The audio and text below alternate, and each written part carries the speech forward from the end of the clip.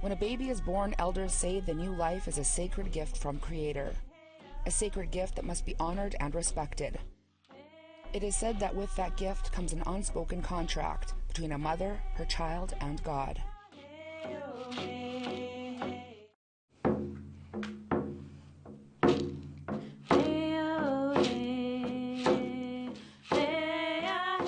But right now in Canada, the reality is more and more Indigenous babies are being brought into the world by addicted mothers. I was 12 years old when I was introduced to crack. Women pregnant, addicted, and scared to ask for help. Healthcare and social justice professionals are overwhelmed. It's definitely a controversial subject when you talk about women that struggle with addictions in pregnancy, but it is something that happens. It's very real. As I think about the families that I've treated, more often than not, it does seem that it's Indigenous people. It's really not an easy subject to talk about, pregnant women using. It's like one of the most vulnerable, guilt, shame-inducing topics. It's an epidemic even knowledge keepers can't seem to break. It's a puzzle, and I don't know how we're ever going to solve it. It's that bad. And it's the root cause of another growing crisis in our country. A lot of times these mothers are mothers who have other children that have already been taken, and, they know because they're pregnant that this new baby they're carrying is at imminent risk of being apprehended when it's born. Why are so many mothers breaching the sacred?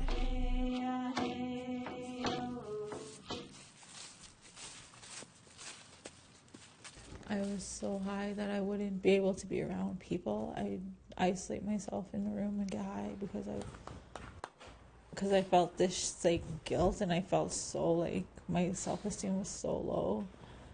It felt really ugly inside and out. Deidre Bittern has struggled with addiction since she was a child.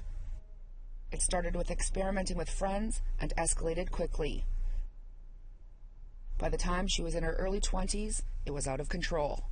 I started getting into needles, and it was really bad. Now at 28 years old, Bittern is the mother of 5 and has been sober for nearly a year.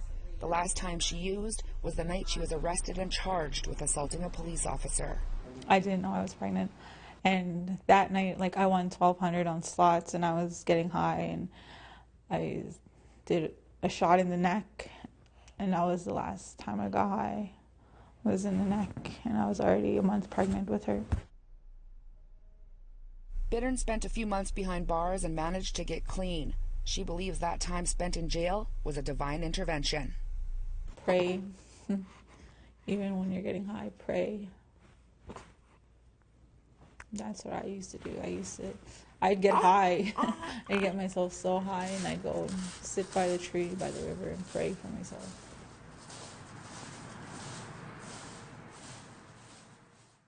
When our mothers have their babies, it's so important for them to spend as much time with those babies as possible. And if the mother doesn't know what that is to have that bond, that spiritual bond with a child, if you have not experienced it yourself, you know what I mean? How do you then share it with your own children if you haven't experienced that yourself? You cannot teach something you don't know. Elder May Louise Campbell has dedicated most of her life to helping women, many of them struggling with addictions. She says there are many teachings about pregnancy and birth that have been lost. It was that bonding with the baby that was so crucial. That spiritual bonding. And all through her pregnancy, she was told always to talk to the baby, to sing to the baby. And the husband would have been taught never do anything to upset her, because whatever she feels, the baby feels. So our people were very wise.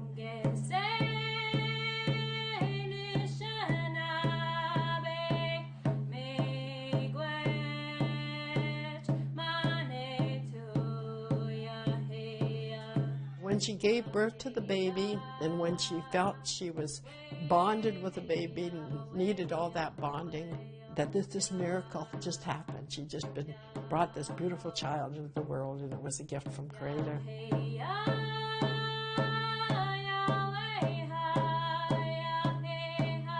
And when she was ready, then she would wrap the baby up in the bundle and go into the village, and they would be waiting for her, and it was celebrated.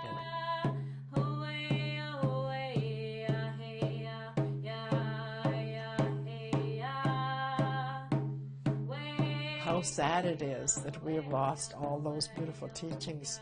How sad it is that we are no longer connected to our bodies like we should be in a spiritual sense, because that's the way we taught our young women from the time they were young. Your body is sacred. Of all the things Creator ever gave, a gift, He gave the greatest gift to women, and that was to bring new life into the world.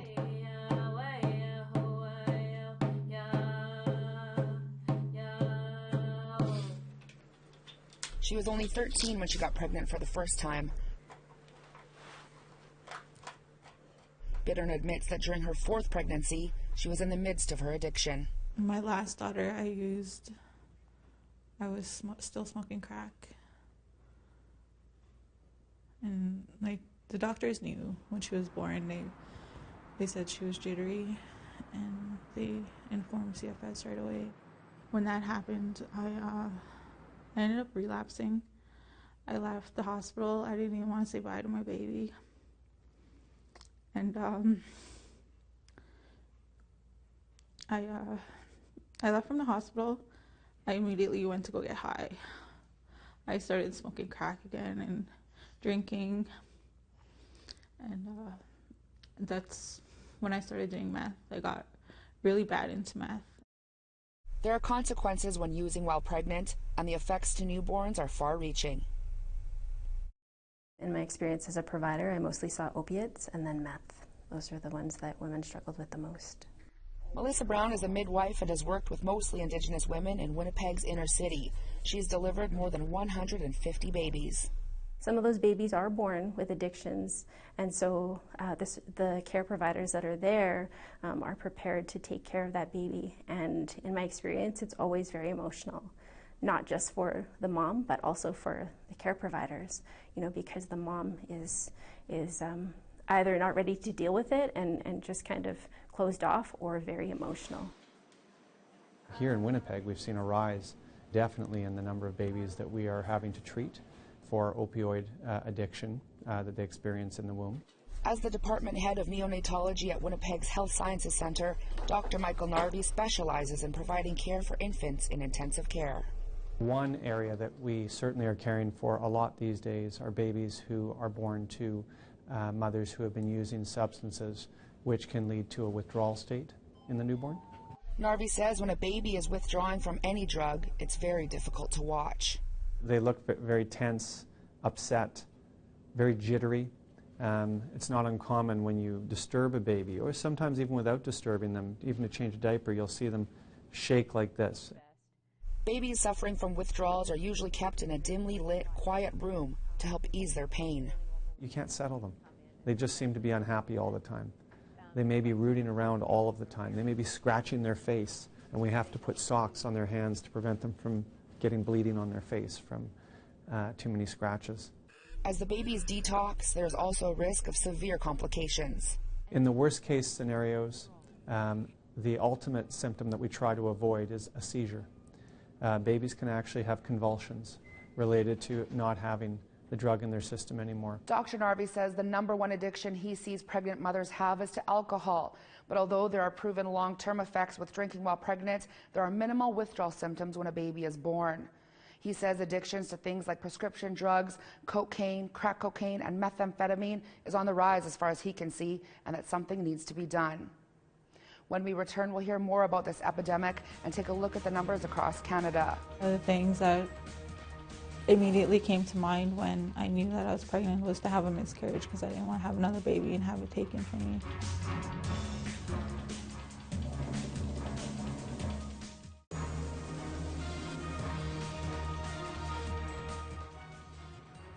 Once an addiction is broken, mothers who've used during their pregnancies often face the issues that come with healing.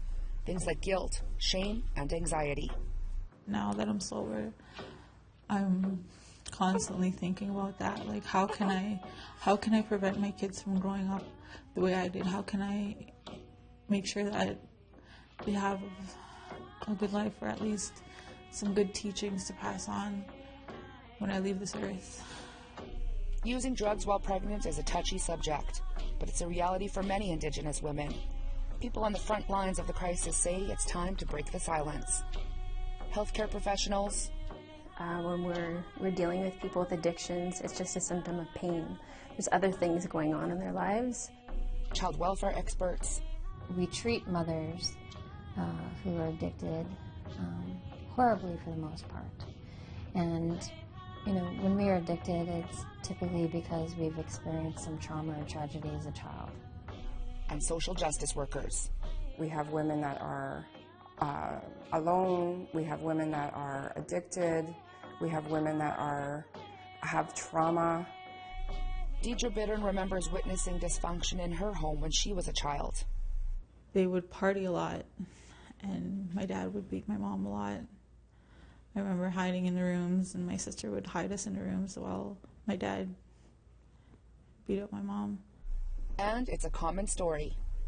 I think that there is some intergenerational trauma at the core of the issues here, and there's a cycle, and we need to break it.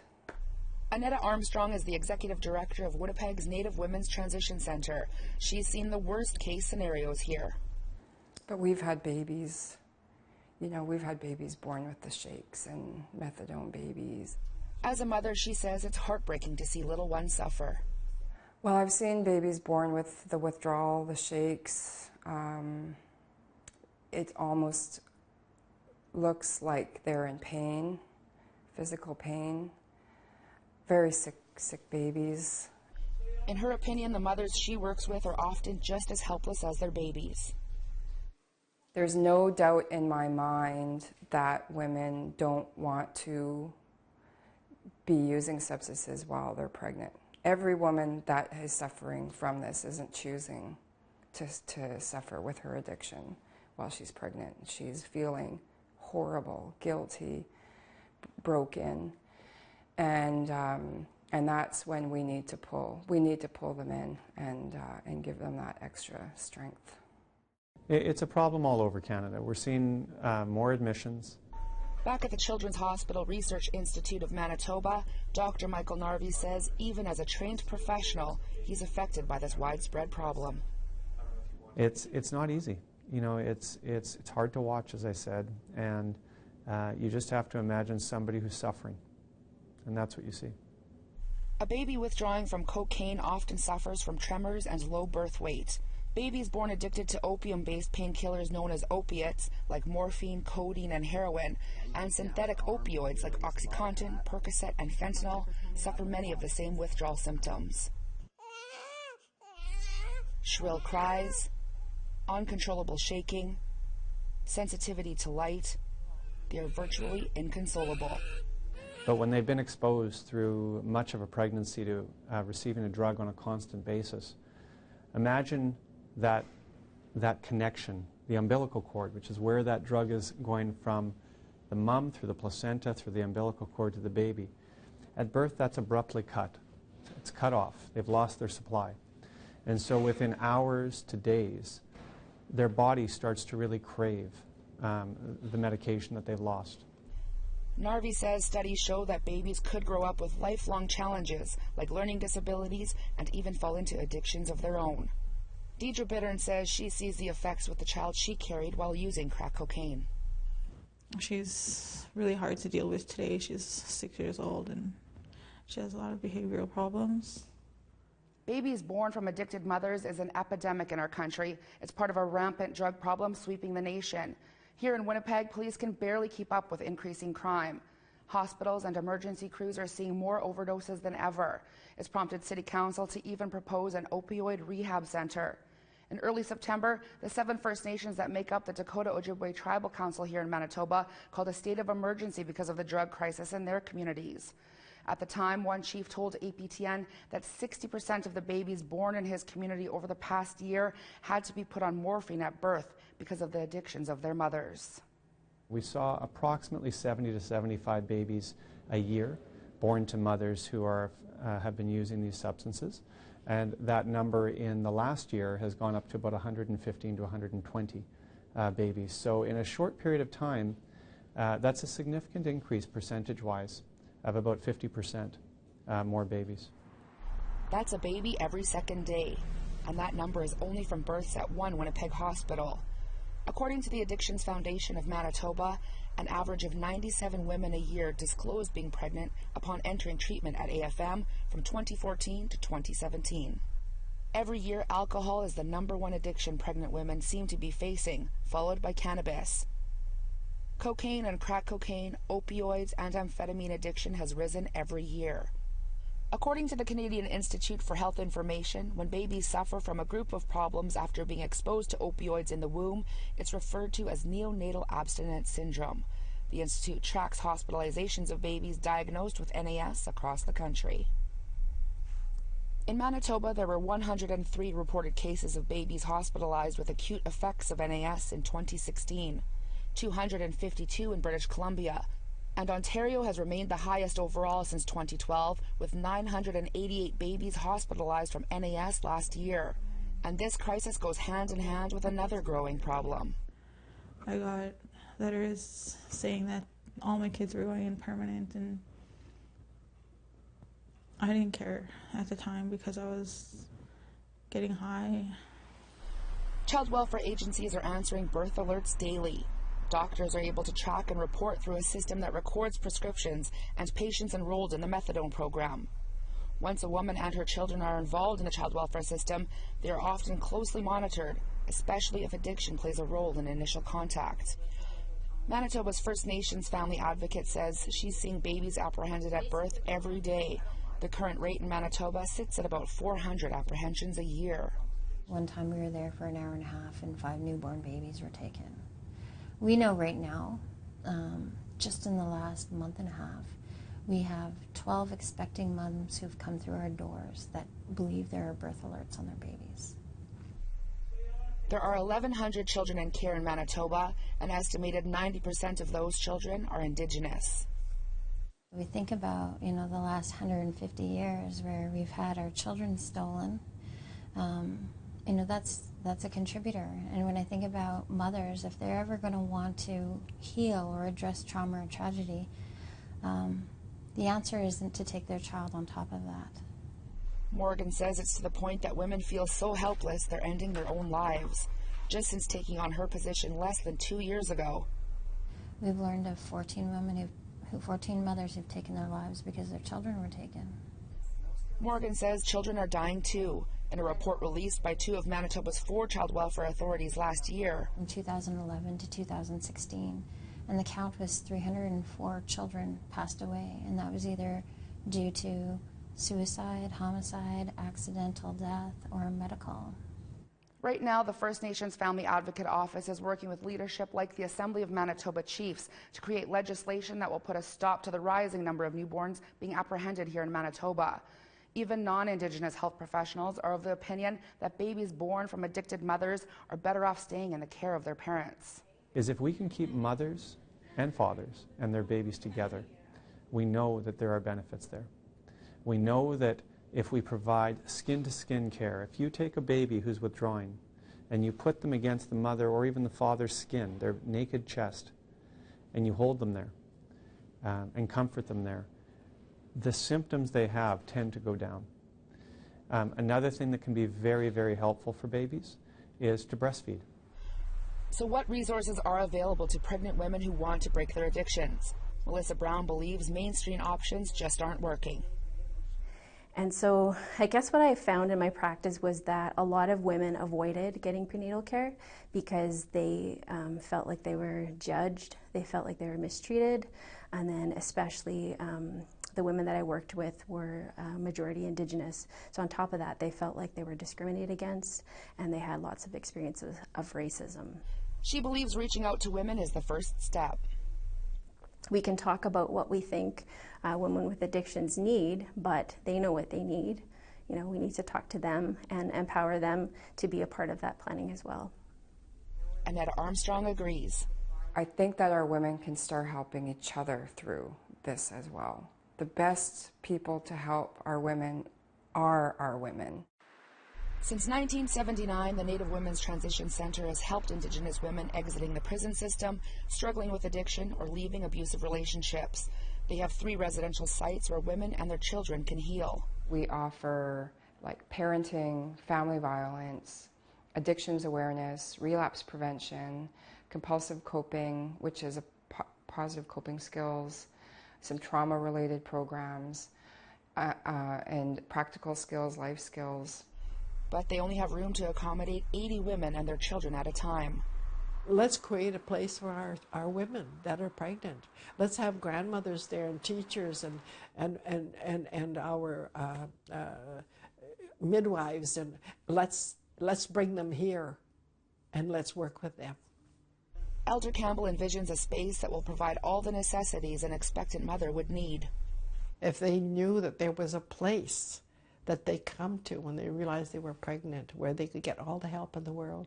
And it was totally a traditional, loving place run by Indigenous peoples, midwives and doctors and family and grandmothers.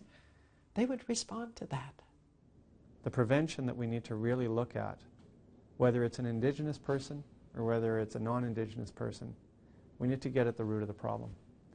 Because we can throw lots and lots and lots of money and resources to helping people deal with their addictions. But what if we could stop the addiction from ever happening? That would be the best thing for the babies overall.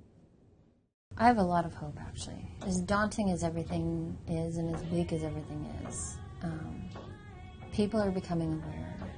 There's a lot of really strong women out there that are working really hard for that good life. Smudging every morning and sharing in circle helps me a lot. Just knowing that I'm with other women that are going through the same thing. I'm grateful for sobriety, for the place that I'm at. I'm glad I'm safe. I'm really happy that me and baby got in here when we did. So is she.